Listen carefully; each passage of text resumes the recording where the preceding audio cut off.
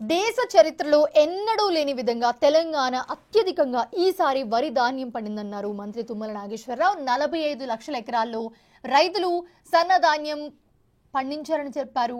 2025 జనవరి సంక్రాంతి నుంచి సంక్షేమ హాస్టళ్లకు సన్న బియ్యం ఇవ్వాలని ప్రభుత్వం నిర్ణయించిందన్నారు. అలాగే సన్న రకాల వడ్లను 500 బోనస్ ఇచ్చినట్లుగా కూడా ఒడ్లు కొనుగోలు చేస్తున్నట్లుగా చెప్తూ ఉన్నారు. అయితే కేంద్ర ప్రభుత్వ ఎఫ్సిఐ నిబంధనల మేరకే రాష్ట్ర ప్రభుత్వం 17 తేమ శాతంతో ఒడ్లు కొనుగోలు చేస్తుందని కూడా చెప్పారు. అధికారం కోల్పోయిన బీఆర్ఎస్ అధికారం కోసం తాపత్రపడుతున్న బీజేపీ రైతులను తప్పుదోవ పట్టిస్తుందన్నారు.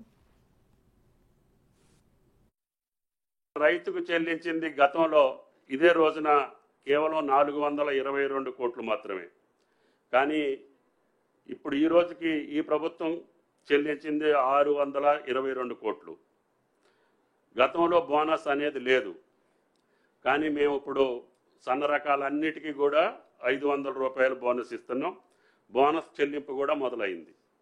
కాబట్టి దయచేసి ఇన్ని వాస్తవాలను కళ్ళ ముందు పెట్టుకొని అధికారం కోల్పోయినటువంటి రాజకీయ పార్టీ ఒకటి, అధికారం కావాలనుకొని కేంద్రంలో ఉన్నటువంటి పార్టీ ఒకటి, ఆ ప్రబుద్ధులు ప్రతిరోజు రైతు యొక్క ఆత్మస్థైర్యాన్ని దెబ్బతీయడానికి ప్రయత్నం చేస్తున్నారు.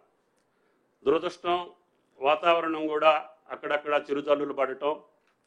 ఈ యొక్క మొదటి రోజు నుంచే, ఈ నెల మొదటి వారం నుంచే దీపావళి అయిపోయాకనే హార్వెస్టింగ్ మొదలైంది.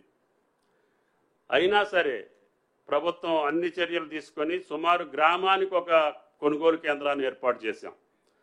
తెలంగాణలో ఎన్ని రెవెన్యూ గ్రామ పంచాయతీలు ఉన్నాయో కుడి ఎడంగా అన్ని గ్రామ పంచాయతీల్లో కూడా కొనుగోలు జరుగుతుంది. ఉత్పత్తి పెరిగింది, అదేవిధంగా కొనుగోలు పెరిగింది, పేమెంట్లు పెరిగినాయి.